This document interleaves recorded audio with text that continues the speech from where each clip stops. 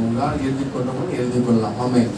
தேவனுடைய பரிசுத்த ஆவியை பெற்றுக் கொள்வது எப்படி? இதான் ஆண்டவர் நமக்கு கொடுக்கிறார். வேதத்திலே பார்க்கும் பொழுது நம்ம என்ன சொல்ற, தாகம் உள்ள மேல் ஏசாயா 44:3 தாகம் உள்ள மேல் தண்ணீரையும் வறண்டத்தின் ஆறுகளையும் உன் சந்ததியின் ஆவியும் சந்தானத்தின் மேல் ஆசீர்வாதத்தையும் ஊற்றுவேன். எல்லாம் கண்களை மூடி நாம் ஜெபிப்போம். மகா இரக்கமும் கிருபை மிகுந்த நல்ல ஆண்டவரே ஸ்தோத்திரம். இது ஆசீர்வதிக்கப்பட்ட மன மகிழ்ச்சியான அந்த நல்ல வேலைக்காக துதிக்கிறேன். எங்க 2 பேர் 3 பேர் நாமத்தினால் கூடுவார்கள், அவர்கள் நடுவில் நான் இருப்பேன் என்று சொன்ன ஆண்டவர், உங்களுடைய பிரசனத்தை கொண்டு கர்த்தர் மூடி மறைப்பினாக. ஆண்டவரே, இந்த வார்த்தைகள் எங்களுக்குள்ளே இருதயம் எலும்புகள் சதை தோலுக்குள்ளே பாய்ந்து ஊடுருவி பெரிய ரட்சிப்பை கொடுக்கட்டும். எல்லா கண்கள் இருதயம் செவிகளை இப்பொழுது திறப்பிதான். ஆண்டுடைய நாமம் பிள்ளைகளை கொண்டு சபையாரை கொண்டு மகிமைப்படட்டும். நீ பேசும் ஆண்டவரே, நாங்கள் அனைவரும் கேட்கிறோம், என்னை தாழ்த்துகிறோம், உயர்த்துகிறோம். நீ பெருக, நாங்கள் அனைவரும் சிறுக. இயேசு கிறிஸ்துவின் நாமத்தில் பிதாவே, ஆமென். அல்லேலூயா. வாசிப்போம். தேவனுக்கு தாகம் உள்ளவன் மேல் தண்ணீரையும் வறண்ட நிலத்தின் மேல் ஆறுகளையும் ஊற்றுவேன். உன் சந்ததியின் மேல் என் ஆவியையும் உன் சந்தானத்தின் மேல் ஊற்றுவேன் என்று ஆண்டவர் சொல்லிக் கொண்டிருக்கிறார். ஒன்று, தேவனுடைய ஆவியை ஊற்றுகிறார். இன்னொரு பக்கம் தேவனுடைய ஆசீர்வாதத்தையும் ஊற்றுகிறார். அல்லேலூயா. ஆமென் சொல்லுங்களேன். ஊற்றுகிறவர் அவர். நிரம்ப வேண்டியது யார்? நம்ம தான் என்ன பண்ணோம்? நிரம்புறமா? நிரம்பத்தக்க பாத்திரமா இருக்கிறோமா? எப்படிப்பட்ட பாத்திரமா இருக்கிறோம்? நிரம்புகிறோம். முதல்ல ஆவியில நிரம்புறோமா?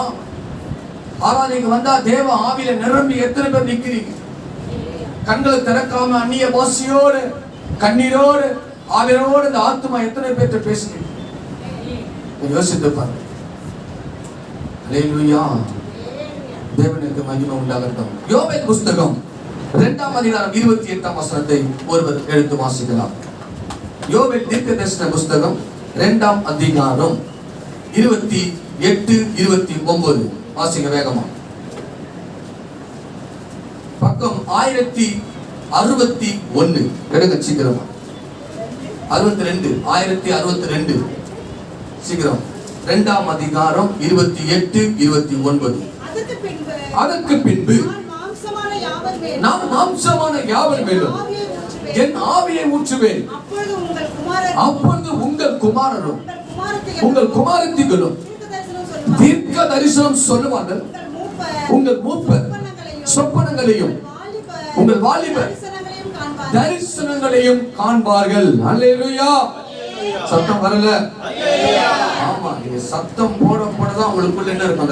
அந்த உற்சாகத்தின் ஆவி உங்களுக்கு இருக்கும். அவன் இல்லைன்னா அப்படியே ஒரு தூக்கம் வரும் உங்களுக்கு.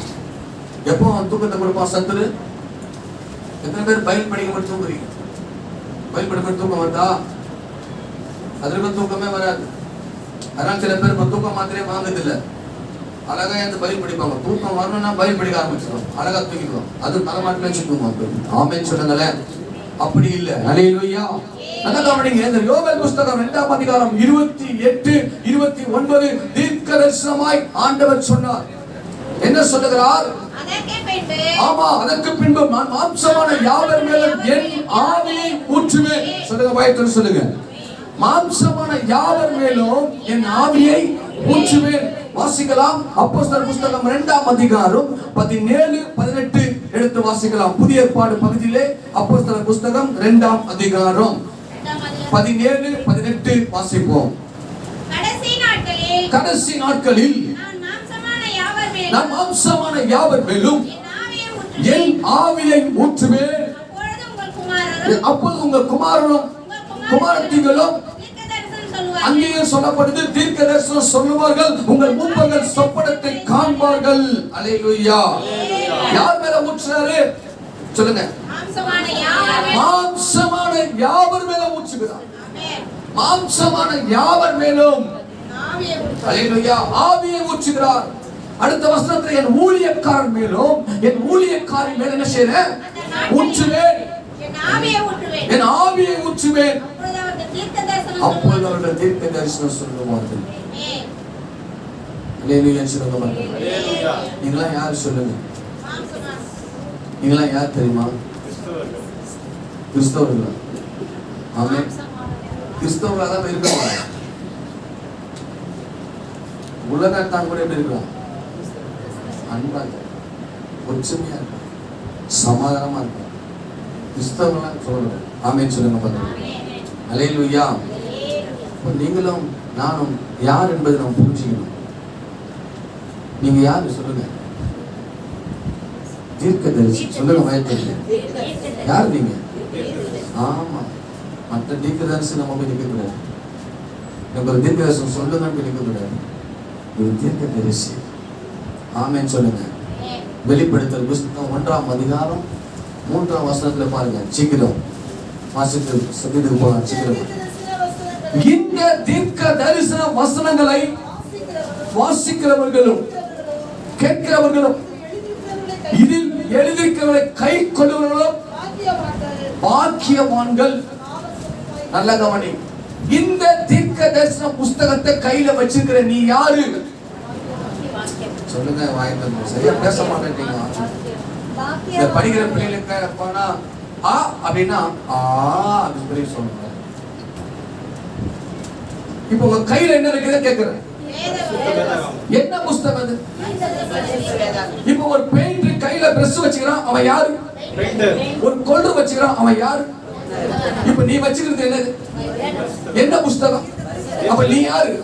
கண்ணை கட்டி கத்திர மையப்படுத்துவாங்க. ஆனா உள்ளத்துல ஆழத்துல இருக்கு. இதுக்கு இவ்வளவுதான் விசுவாசம். நமக்கு இவ்வளவுதான்.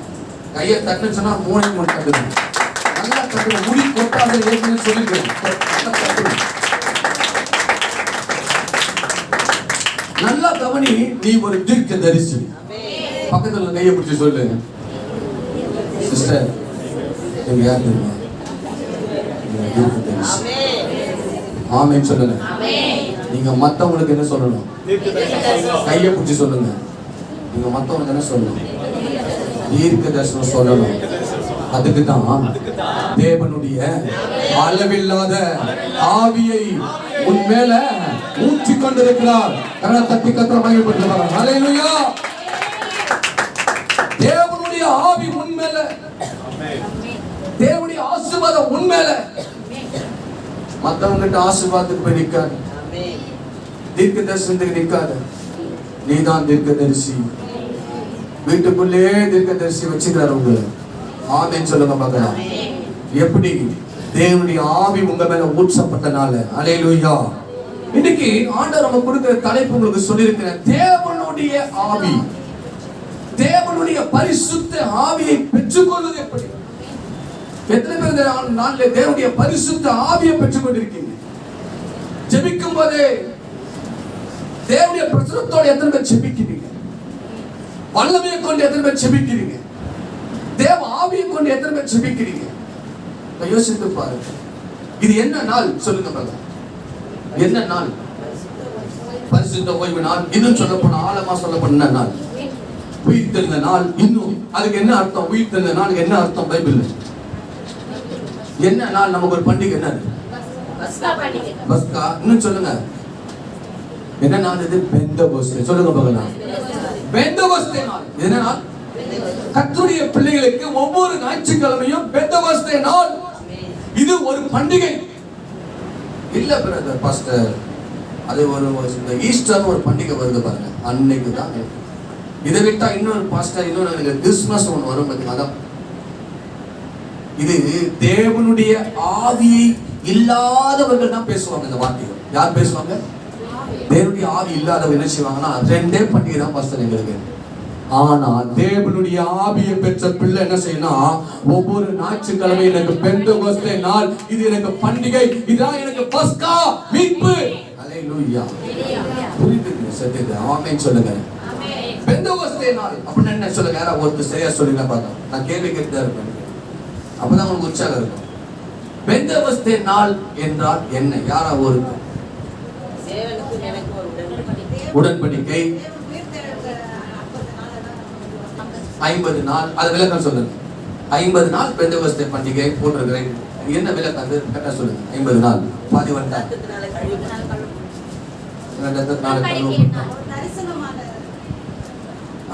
75% வந்துட்டாங்க. நல்லா கவனிங்க. வேதம் சொல்லுது, அவர் பாடுபட்ட பின்பு 40 நாள் அளவும் அப்போஸ்தலருக்கு தரிசனமானார். ஆமென் சொல்லுங்க பார்க்கலாம். அல்லேலூயா. இயேசு கிறிஸ்து கல்வாரி சிலுவையிலே பாடுபட்டு மரித்து உயிர்த்தெழுந்து 40 நாள் அளவும் பாடுபட்டு அவர் என்ன பண்ணார்? 40 நாள் என்ன பண்ணாரு? உயிர்த்தெழுந்து தரிசனமானார். இது எத்தனை நாள் ஆச்சு? அப்போ 40 நாள் ஆச்சு. ஆனா எதுக்கு 50 நாள் சொல்றோம்? 50வது நாள் பெந்தெகோஸ்தே நாள் எதுக்கு சொல்றோம்? ஆமென். எதுக்கு சொல்றோம்? அல்லேலூயா. உயிர்த்தெழுந்த இயேசு கிறிஸ்து 40வது நாள் வந்துட்டார். என்ன சொன்னாரு? வாசிக்கலாம். அப்போஸ்தலர் புத்தகம் 1ஆம் அதிகாரம் 4ஆம் வசனம். அப்போஸ்தலர் புத்தகம் 1ஆம் அதிகாரம் எடுத்துக்கொள்ளுவோம். பக்கம் 162 1 பக்கம் 1:4 படிங்க.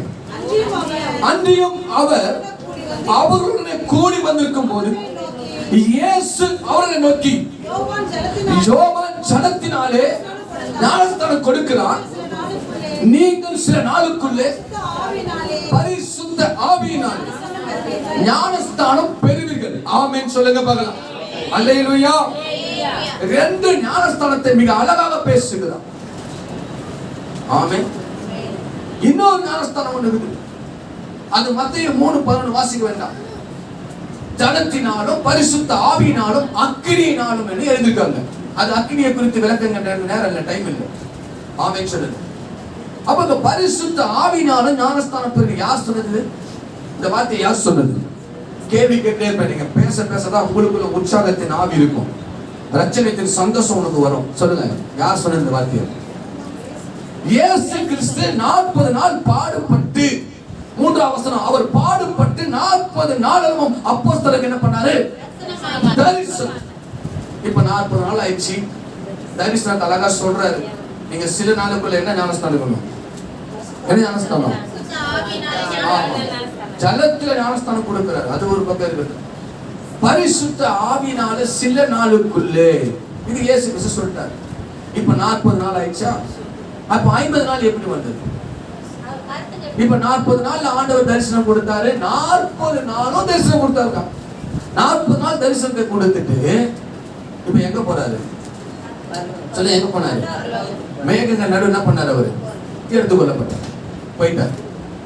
இப்போ இந்த 50ஆம் நாள் விளக்கம் சொல்ற பாருங்க. இயேசு கிறிஸ்து பரலோகம் எடுத்துக்கொள்ளப்பட்ட பின்பு சீஷர்கள் என்ன பண்றாங்கன்னா 41, 42, 43, 44 அந்த 10 நாள் வரும்பொழுது எத்தனை நாள் ஆச்சு?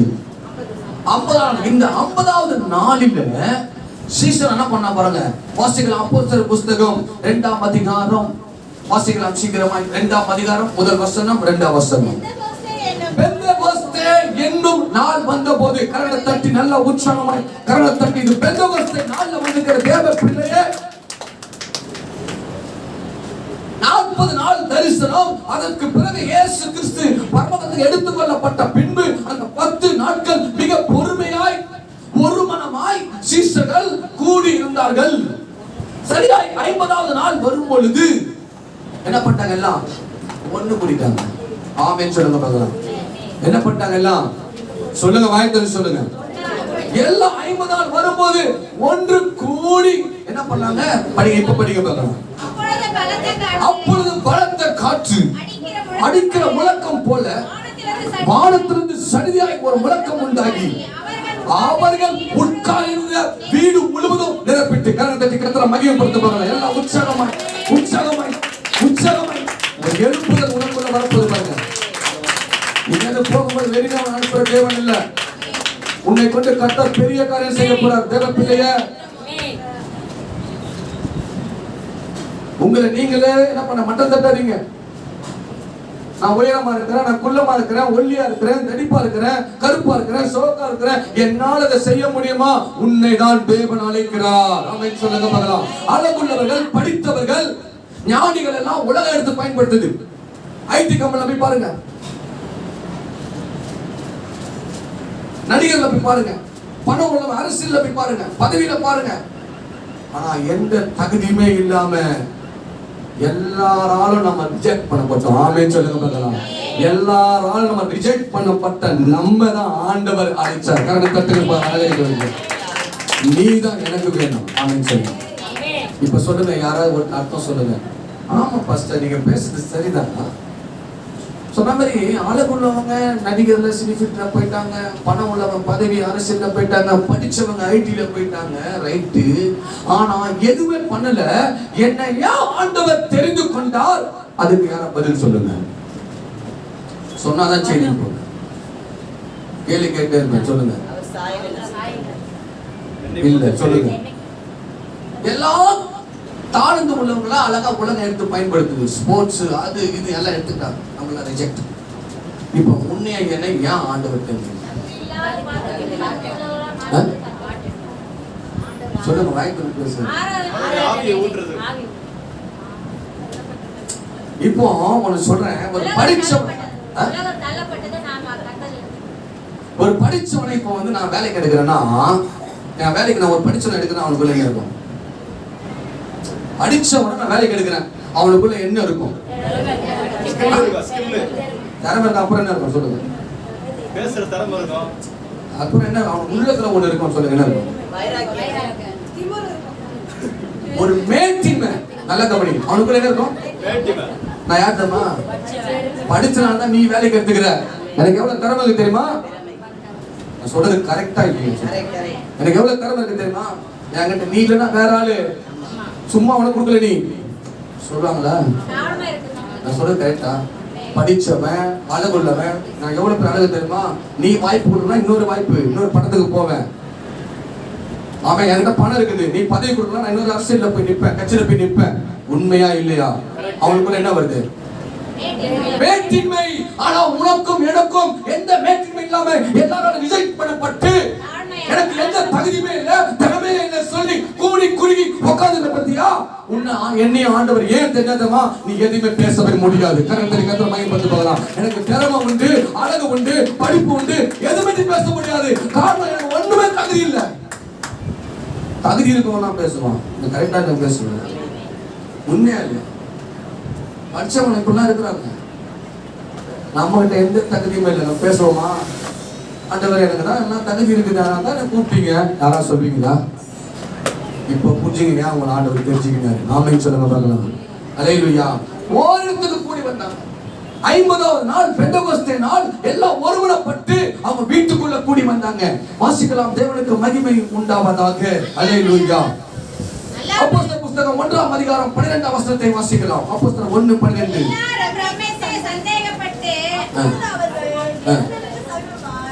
ஒரு ஓய்வு நாள் பிரயாண தூரம் வருகிற ஒளிவமலை எண்ணப்பட்ட மலையிலிருந்து அவர்கள் அங்கே வந்தபோது மேல் வீட்டில் ஏறினார்கள். அதில் பேதுரு, யாக்கோபு. அவர்கள் அங்கே வந்தபோது நல்லா கவனிக்கணும். அல்லேலூயா. 12ஆம் வசனம் மறுபடியும் படிங்க. 12. அப்பொழுது அவர்கள் எருசலேமுக்கு சமீபமாய் வந்தபோது ஒரு ஓய்வு நாள் பிரயாணப்பட்டு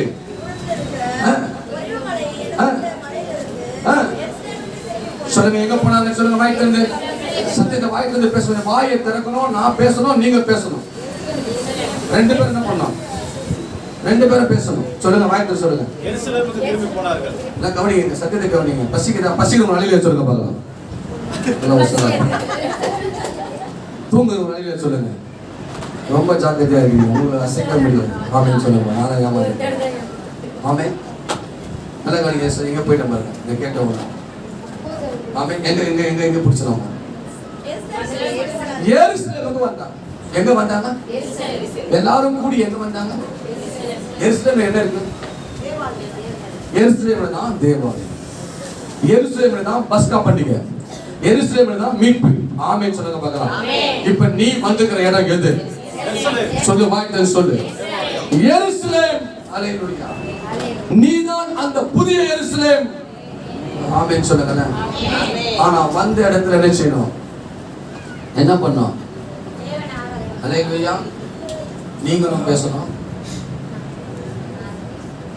நாங்க செய்தி கொடுக்கும்போது பேசுறது இல்ல, சில ஆவினவர் உங்களை உற்சாகப்படுத்தி ஒரு கேள்வி எழுப்புறாங்க, என்ன பண்ணணும்? பேசணும். ஆமென் சொல்லுங்க போலாம். அல்லேலூயா. அதுதான் ஒரு பக்தன் ஒரு பாட்டு பாடினார், தெரியுமா? உங்க பாட்டு அவங்க தெரியும். எனக்கு நேரம் கிடைக்கும் போதெல்லாம் என் இயேசுவோடு நான் பேசுவேன். எனக்கு நேரம் கிடைக்கும் போதெல்லாம் என் இயேசுவோடு நான் பேசுவேன்.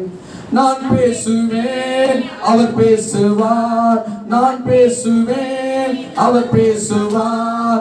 இருவரும் சந்தோஷிப்போமே, நாங்கள் இருவரும் சந்தோஷிப்போமே. கரங்களை சொல்லுவாங்க. எனக்கு நேரம் கிடைக்கும் போதெல்லாம் என் இயேசுவோடு நான் பேசுவேன்.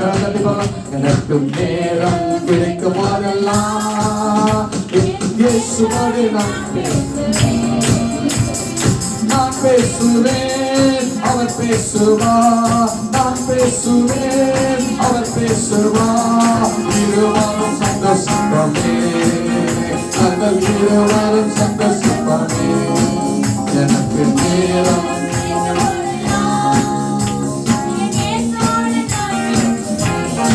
ஆமென். அபிஷேகம் ஆமென். நான் பேசுவேன், நான் பேசுவேன். சொல்ல கேட்குது.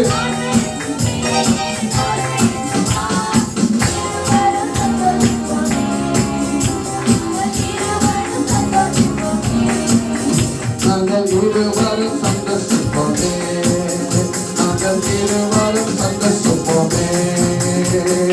ஆராதனை நேரங்களில் கூட்டிடுவேன், ஆவியின் அபிஷேகம் தந்திடுவேன். ஆராதனை நேரங்களில் கூட்டிடுவேன், ஆவியின் அபிஷேகம் தந்திடுவா. அந்நிய பாஷையில் பேசிடுவா.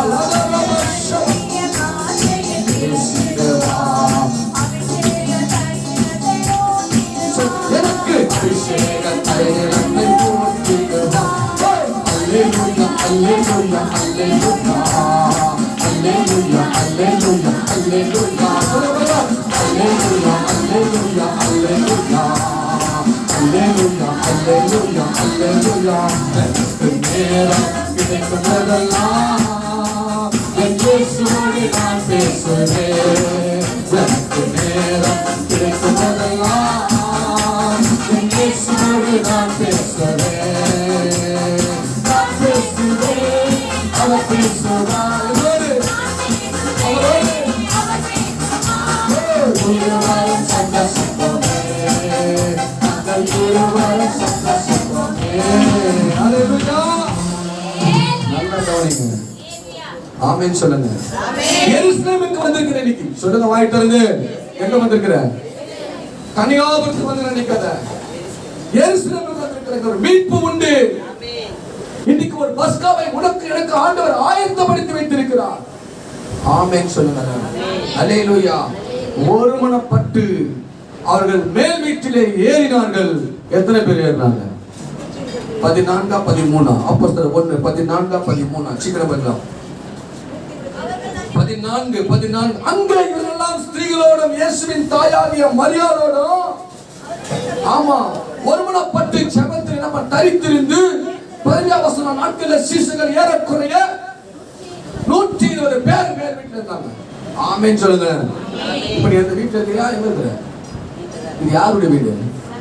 என்னுடைய வீடு. சகல ஜனங்களுக்கும் ஜெப வீடு. அவருடைய ஜெப வீட்டுக்கு வந்திருக்கிற வேதம் சொல்லுகிறது, என் ஜெப வீட்டிலே அவர்களை மகிழ பண்ணுவேன். ஆமென் சொல்லுங்க. பாருங்க, விசுவாசிக்கிறேன்.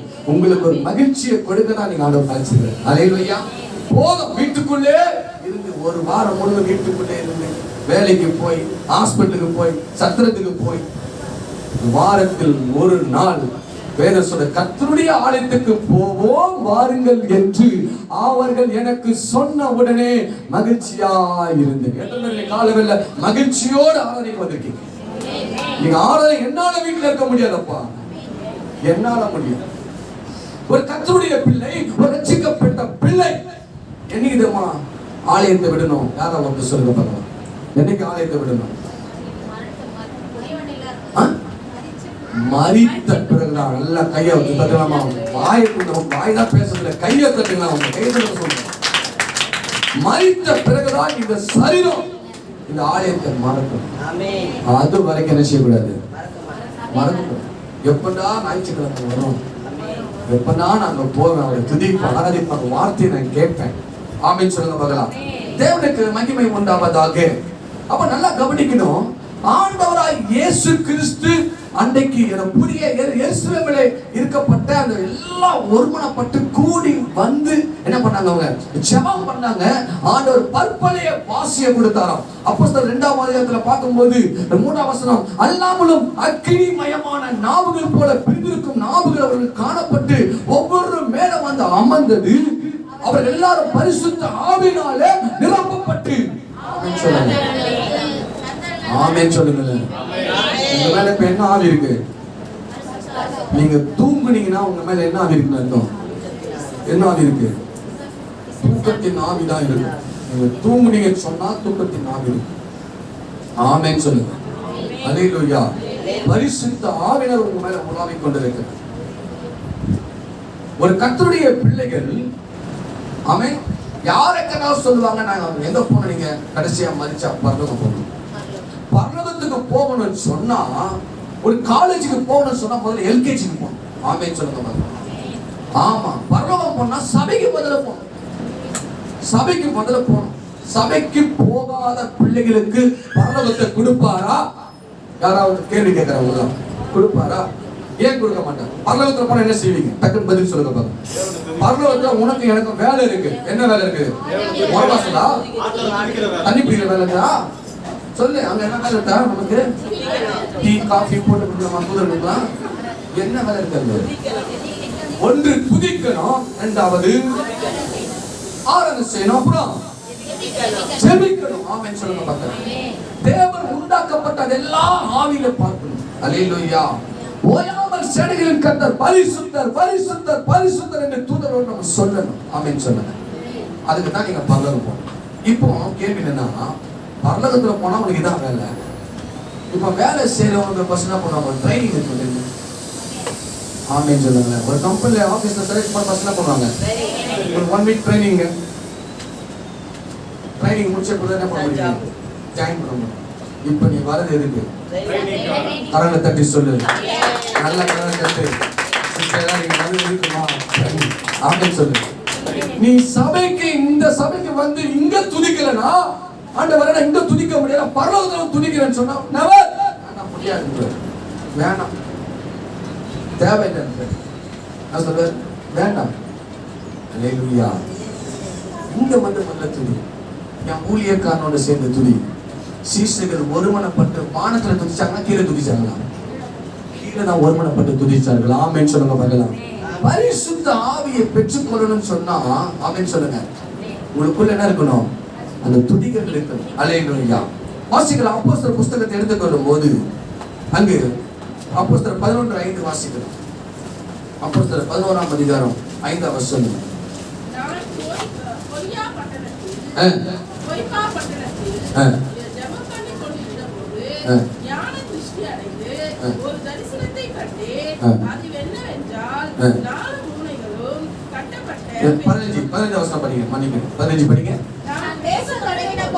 பேதுரு பேசத் தொடங்கின போது பரிசுத்த ஆவியானவர் ஆதியிலே நம்மில் இறங்கினது போலவே அவர் மேலும் இறங்கினார். ஆமென் சொல்லுங்க பார்க்கலாம்.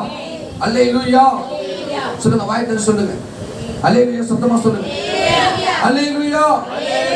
அப்ப நல்லா கவனிக்கணும். இந்த 11ஆம் வசனம் 5ஆம் வசனம் யார் பேசுறது சொல்லுங்க. பேதுருவை கொண்டு ஆவியானவர் பேசினார். இன்னைக்கு இந்த அடியை கொண்டு ஆண்டவர் பேசிக் கொண்டிருக்கிறார். அப்போ பேசும் பொழுதே பேதுரு பேசும் பொழுதே என்ன இறங்கிச்சு சொல்லுங்க. பேதுரு பேசிக்கொண்டே கொண்டே இறங்கிச்சு. ஆவியானவர் இறங்கினார். ஆதியிலே இறங்கினதை போலதான் இப்பவும் இறங்குறார். ஆமென் சொல்லுங்களே. இப்ப நாங்க என்ன பேசினோம்? கேள்வி என்ன பேசினார் பேதுரு? எதை பேசியிருப்பாரு சொல்லுங்க. எதை பேசியிருப்பாரு? தேவனுடைய வருகையை குறித்து, தேவனுடைய மரணத்தை குறித்து. அல்லேலூயா. இதைதான் பேசினார்.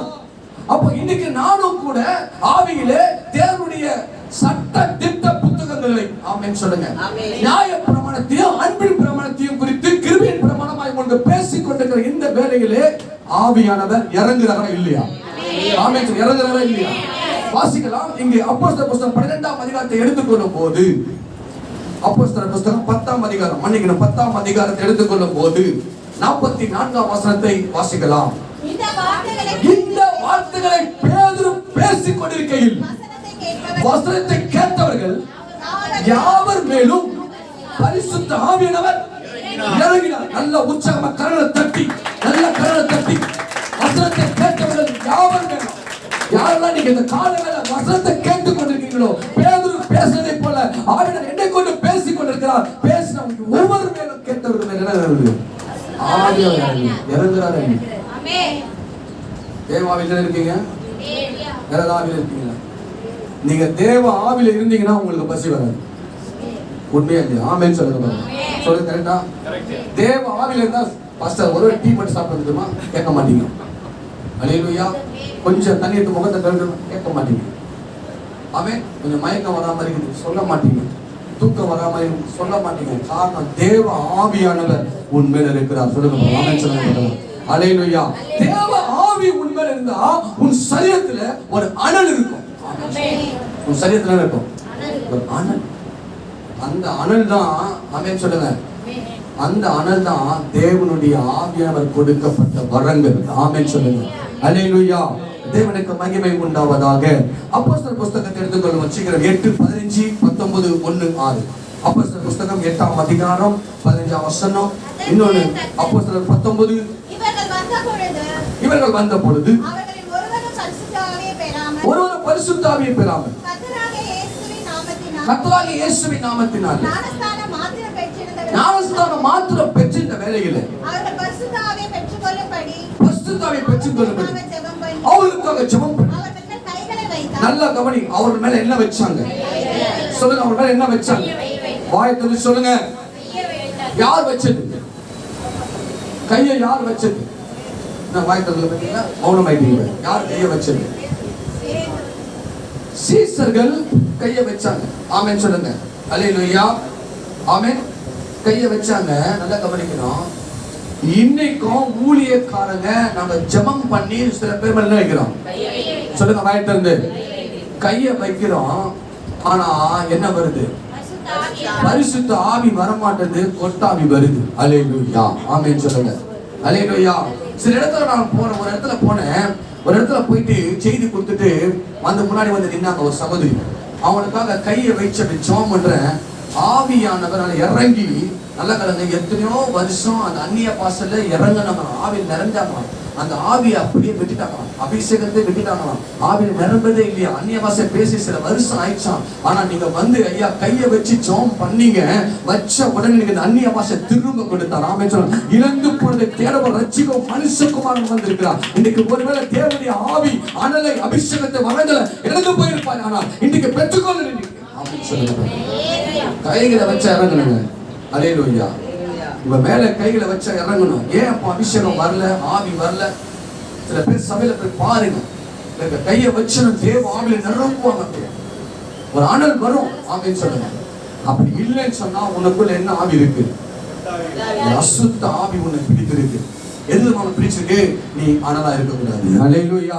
நீ ஆவியில இருக்கக்கூடாது, நீ ஜெபம் பண்ணக்கூடாது, நீ துதிக்க கூடாது, மாம்சத்துல இருக்கணும், தூக்கத்துல இருக்கணும். அல்லேலூயா. கண்பான தேவச்சனமே. அப்ப நல்லா கவனிக்கிறேன். இன்னைக்கு ஆண்டவர் நமக்கு இன்னைக்கு பெந்தகோஸ்தே நாளை கொடுத்து முடிக்க போறாரு. அல்லேலூயா. இந்த பெந்தகோஸ்தே நாள் என்ன நாள் சொல்லுங்க பார்க்கலாம். ஆமா, பெந்தகோஸ்தே நாள் ஒரு பண்டிகை ஒண்ணு இருக்குது. அதுக்காக நீங்க காத்திருக்க கூடாது. ஆமென் சொல்லுங்க. நமக்கு ஒவ்வொரு ஞாயிற்றுக்கிழமையும் சொல்லுங்க. இந்த பெந்தகோஸ்தே நாள் எப்படி வந்தது? யாராவது சொல்ல முடியுமா? இந்த பெந்தகோஸ்தே பண்டிகை நமக்கு எப்படி கிடைச்சது? இயேசுவால கிடைச்சது. எப்படி கிடைச்சது? யார் சொல்லுங்க? இயேசு உயிர்த்தெழுந்தனால இந்த பண்டிகை நமக்கு கிடைச்சிருக்கு. ஆமென் சொல்லுங்க. அப்ப வாரத்தின் முதலாம் நாள் இயேசு கிறிஸ்து உயிர்த்தெழுந்தார். இந்த நாளை நீ என்ன செய்யக்கூடாது? மறக்க கூடாது. கரெக்டா ஒரே வசனத்தை சொல்லி நான் உங்களுக்கு முடிக்கிறேன். தேவனுக்கு மகிமை உண்டாவட்டும். ஒரே அதிகாரத்துல நல்ல கவனிங்க. பரிசுத்த ஆவியை பெற்றுக்கொள்வது எப்படி அப்படின்னு சொன்னா சரியா ஒரு 4 காரியம் ஒரு சின்ன சின்ன வேலை மாத்திரம் நீங்க வாசித்தா போதும். நல்லா கவனிங்க. பரிசுத்த ஆவியை பெற்றுக்கொள்வது எப்படின்னு சொன்னா, நீங்க என்ன செய்யணும்? பரிசுத்த ஆவி எனக்கு வேணும், பெறாதவர்கள் என்ன உங்களுக்கு எப்படி பெற்றுக்கொள்ளணும்னு சொன்னா 4 விஷயம் நான் சொல்லி முடிக்கிறேன். 5 நிமிஷத்துல வாசிக்கலாம். தானியேல் புஸ்தகம் 5ஆம் அதிகாரம் 11ஆம் வசனம். ஒரு 2 வார்த்தை வாசித்தா நீங்க போதும். உம்முடைய ராஜ்யத்தில் உம்முடைய ராஜ்யத்திலே ஒரு புருஷன் இருக்கிறான், அவனுக்குள் பரிசுத்த தேவர்கள் ஆவி இருக்கிறது. கரங்களை தட்டுவோமா? அல்லேலூயா. உம்முடைய ராஜ்யத்திலே ஒரு புருஷன் இருக்கிறான். உங்க வீட்டு பக்கத்து தெருவில் இருக்கவங்க சொல்லணும், இந்த தெருவில் ஒரு சகோதரி இருக்கிறார், இந்த தெருவில் ஒரு சகோதரர் இருக்கிறார், அவர்களுக்குள்ள தேவ பரிசுத்த ஆவி இருக்குது. ஆமென் சொல்லுங்க. உங்க வீட்டு கதவை தட்டணும். ஆமென். நடுவே சொல்லுங்க. உங்க தெருவில் ஒரு டாக்டர் இருந்தா நீங்க என்ன பண்ணுவீங்க? டக்குனு பேசுங்க. உங்க தெருவில் ஒரு டாக்டர் இருக்காருங்க, உங்களுக்கு தெரியும் டாக்டர் எந்த நேரத்தில் போனா பார்ப்பா, நீங்க என்ன செய்வீங்க? எந்த நேரம் வந்தாலும் பண்ணீங்க, போய் கதவை தட்டுவோமா? உனக்குள்ள பரிசுத்த தேவனுடைய ஆவி இருந்துன்னு சொன்னா உன் தெருவில் இருக்கும் யாரும் தேடி வரணும். உன்னை தேடி வந்து கதவை தட்டினா ஐயா ஸ்தோத்திரம் சொல்லணும். ஆமென் சொல்லுங்க. வீட்டு குழந்தைக்கு உடம்பு சொல்ல கொஞ்சம் வந்துச்சோம் பண்ணுங்க வாங்க ஐயா. அல்லேலூயா. ஆமென் சொல்லுங்களேன். ஆமென். உன் கதவை தட்டணும், ஏதாவது ஒண்ணு பண்ணுங்க. ஆமென். அப்ப முதலாவது தானியேலுக்குள்ள பரிசுத்த ஆவியானவர் இருப்பதற்கு காரணம் 4 விஷயம். அல்லேலூயா.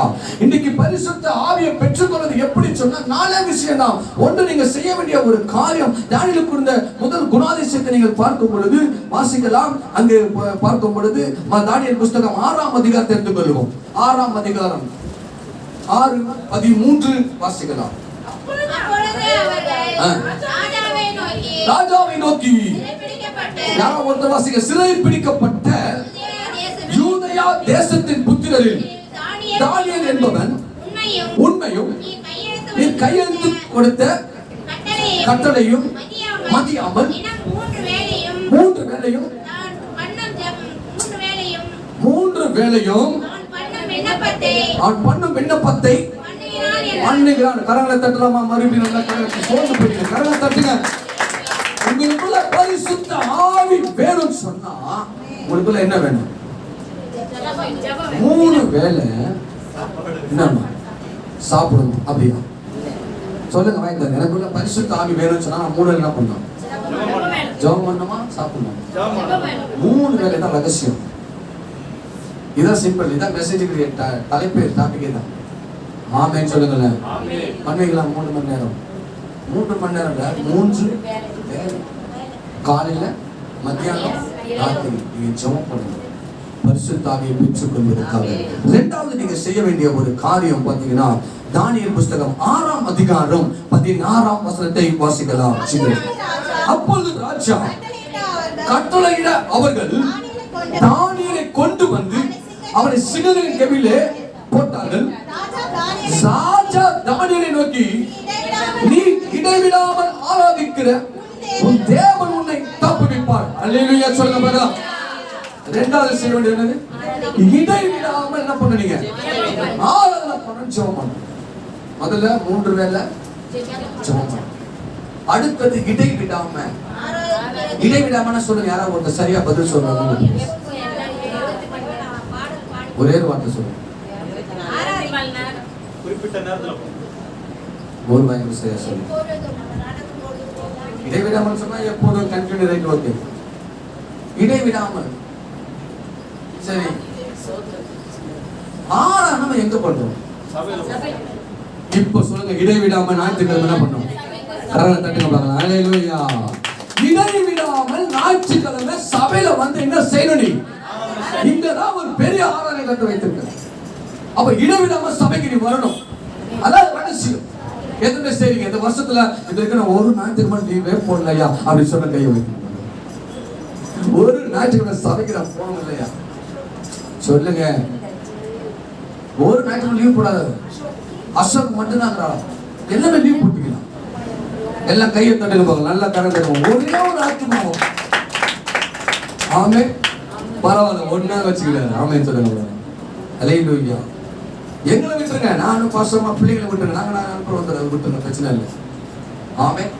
அப்ப நல்லா கவனிக்கணும். இந்த இடத்துல சொல்லும் போது ஆண்டவர் எப்ப அழகா பேசுறாரு பாருங்க. இரண்டாவது குணாதிசயம் இடைவிடாம ஆராதிக்கணும். மூணாவது குணாதிசயம் நமக்குள்ள இருக்குது. வாசிக்கலாம் 6:26 அங்க பாத்தீங்கன்னா அதுல ஒரு நிமிஷம் தேவன் மகிமை உண்டாகட்டும்.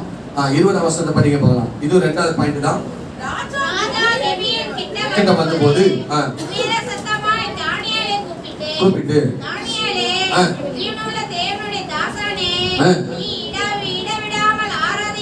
நீ இடவிடாமல் ஆராதிக்கிற உன் தேவன். ஆமா, தப்பிச்சிட்டார். ஆமென் சொல்லுங்க பார்க்கலாம். மூன்றாவது தேவனுடைய பரிசுத்த ஆவியை பெற்றுக்கொள்ள வேண்டுமானால் ரெண்டாவது ஃபர்ஸ்ட் என்னது? 3 வேளை ஜெபம். இரண்டாவது இடைவிடாமல் ஆராதிக்கணும். மூணாவது நீங்க பாத்தீங்கன்னா தானியேல் 6:22 வாசிக்கலாம். சிங்கங்கள் என்னை சேதப்படுத்தாதபடிக்கு தேவன் தம்முடைய தூதனை அனுப்பி அவன் வாயை கட்டி போட்டார். அது என்றால் அவருக்கு முன்பாக நான் குற்றமற்றவனாய் காணப்பட்டேன், ராஜாவாகிய உமக்கு முன்பாகவும் நான் நீதி கேடு செய்தது. மூன்றாவது காரியம் நீதி கேடு நீங்க செய்யக்கூடாது. ஆமென் சொல்லுங்க பார்க்கலாம். அல்லேலூயா. அநியாயமா நடக்கக்கூடாது, அநியாயத்துக்கு கை கூடாது, அநியாயத்துக்கு பேசக்கூடாது, அநியாயத்துக்கு பாடுபடக்கூடாது. அல்லேலூயா. ஆமென் சொல்லுங்க. வாயை வரல பாத்தீங்கன்னா அப்ப அந்த மாதிரி இருந்தீங்க. யாராவது வாயை வரலையே அப்போ அமைதியாயிட்டீங்க. மூன்றாவது உங்க கையில நீதி கேடு வரக்கூடாது. எங்க அதிகமா எங்க வரும் சொல்லுங்க? எங்க செய்வோம் அதிகமா? கொடுக்கல் வாங்கல், வேலை மேல போனாதான் அங்கதான் வரும் பிரச்சனை. ஆமென் சொல்லுங்க. அங்கதான் நீதி கேடு, அங்கதான் 4 பேர் உன்னை பார்ப்பாங்க. நீ நீதியா நினைக்கிறியா கேடு நினைக்கிறியா? அல்லேலூயா. அப்ப மூணாவது என்ன செய்யக்கூடாது? பரிசுத்த ஆவியை பெற்றுக்கொள்ள முதல்ல 3 வேளை ஜெபம், ரெண்டாவது இடைவிடாம ஆராதிக்கணும், மூணாவது நீதி கேடு நீ செய்யக்கூடாது, நீதி கேடு வாயில வரக்கூடாது. அல்லேலூயா. 4வது வார்த்தையை முடிச்சிடலாம். 23ஆம் வசனம்.